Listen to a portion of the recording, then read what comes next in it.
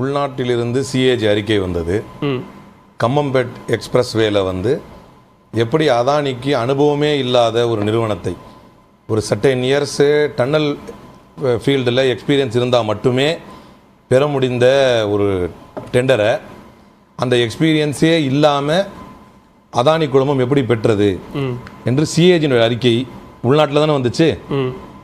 ஹஸ்தேவ் காடுகளை, சத்தீஸ்கரில் உள்ள ஹஸ்தேவ் காடுகளை அதானிக்கு தாரை வார்த்து கொடுப்பதற்காக அங்குள்ள பழங்குடியினரையும் அங்கு பணி செய்து வரக்கூடிய சுற்றுச்சூழல், அதாவது என்விரான்மெண்டலிஸ்ட், இவங்களுக்கு எதிராக எப்படிப்பட்ட கொடுமைகளை நிகழ்த்தி ஃபர்ஸ்ட் ஃபேஸில் 100 ஏக்கருக்கான காடுகளை அழித்து அதில் உள்ள அந்த லஷ் ஃபாரஸ்ட்டில் இருக்கிற கோலை எடுக்கிறதுக்காக அதானிக்கு எப்படி துணை போனார்கள். இதில் உள்நாட்டில் நடக்கிறது. நான் என்ன பாயிண்ட் சொல்ல வரேன்னா, அதானி என்கின்ற முறை தவறி இந்த தேசத்தை கொள்ளையடிக்கின்ற ஆன்டி இண்டியனை உலக அரங்கில்னா ஃபண்டிங் நடக்கிறது மொரிஷியஸ்லையும் பெர்முடாலையும்.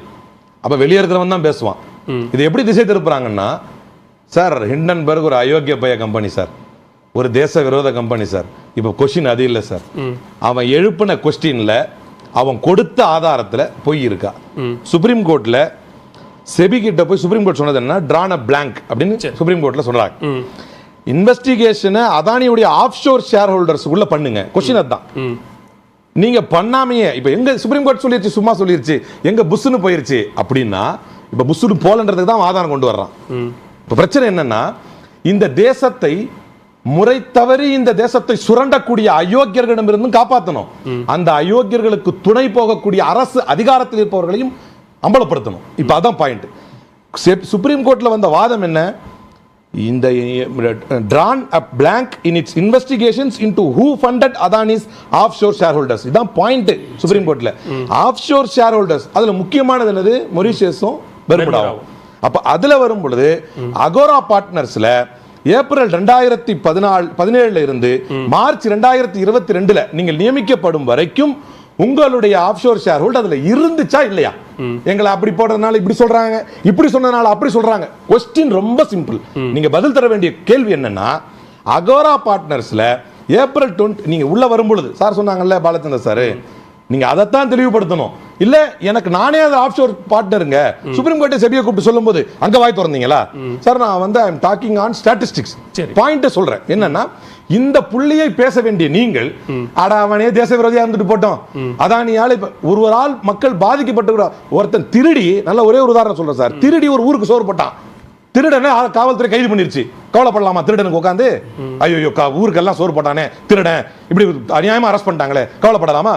இப்ப பிரச்சனை நீங்கள் முறை தவறி செய்தீர்களே, இப்ப அது மட்டும் முறைகேடு கிடையாது. இன்னொரு முக்கியமான விஷயம், இப்ப ஏப்ரல் 2017 இருந்து மார்ச் 2002 இவங்க இருந்துட்டு மார்ச் 16 2022 கரெக்டா 2 வீக்ஸ் அவங்க அப்பாயின்மெண்ட் ஆன 2 வாரத்துல அவங்க ஹஸ்பண்டுடைய பேர்ல வந்து அந்த ஷேர்ஸ் எல்லாம் ட்ரான்ஸ்ஃபர் பண்ணாங்க. இத பண்ணீங்களா இல்லையா? அதுக்கு உங்களுடைய பர்சனல் இமெயில் ஐடியில இருந்து அதுக்கு நீங்க மெயில் அனுப்புனீங்களா இல்லையா? Questions are very simple. It is crystal clear, hitting at the point. இதற்கு பதில் சொல்ல வேண்டியதான் உங்களுடைய கடமை. இப்ப இதுக்கு பதில் சொல்லாமல் எப்படியும் சுத்தி வருவாங்கன்னு தெரியும். ஜாயிண்ட் பார்லிமெண்டரி கமிட்டி வக்ஃப் போர்டு அமைக்கணும்னு சொன்னா அது உடனே ஜாயிண்ட் பார்லிமெண்டரிக்கு அமைக்க தெரிஞ்ச உங்களுக்கு, அனுப்ப தெரிந்த உங்களுக்கு, அதானி அம்பானியிடமிருந்து இப்ப என்ன உங்களுக்கு டெம்போ பணம் வந்துருச்சா என்று திசை திருப்பினார்ல பிரதமர் தேர்தல் பிரச்சாரத்தின் போது. அப்போதும் தலைவர் ராகுல் காந்தி தான் சொன்னார், ஜாயிண்ட் பார்லிமெண்டரி கமிட்டி அமைங்க. இப்போதும் அதை தான் கேட்கிறோம். குறிப்பிட்டு ரொம்ப அழகா சொல்றேன், நீதிமன்றங்கள்ல வழக்கு வருது, நம்மளே போகும்போது நீதிபதியுடைய பிள்ளையோ மகனோ நீதிபதியினுடைய உறவினரோ வழக்கறிஞராக ஆஜராகும் பொழுது அவங்களுடைய சொந்தக்காரங்க யாராவது அதுல 2 ஏதாவது ஒரு பார்ட்டி சரி பெட்டிஷனராவோ அல்லது வந்து அகைன்ஸ்டாவோ டிஃபெண்டன்டாவோ வரும் பொழுது தன்னை வந்து நீதிபதிகள் வந்து வழக்கில் இருந்து விடுவித்துக் கொள்றாங்க. அது ஏன் அப்படின்னா மெயின்டைன் டிரான்ஸ்பரன்சி. இந்த அடிப்படை நாகரிகம் கூட உங்களுக்கு இல்லையா?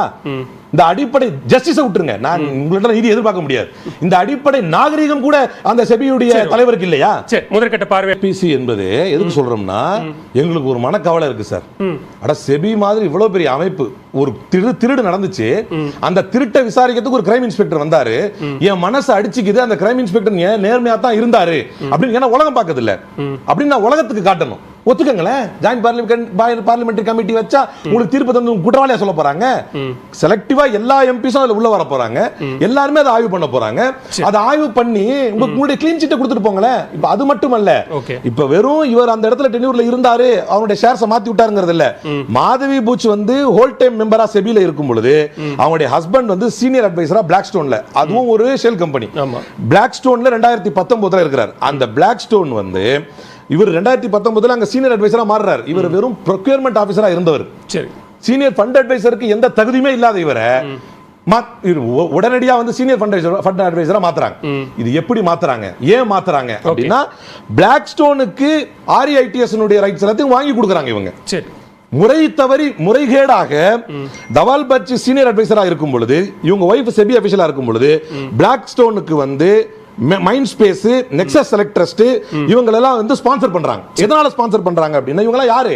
India second and fourth REIT to receive SEBI approval.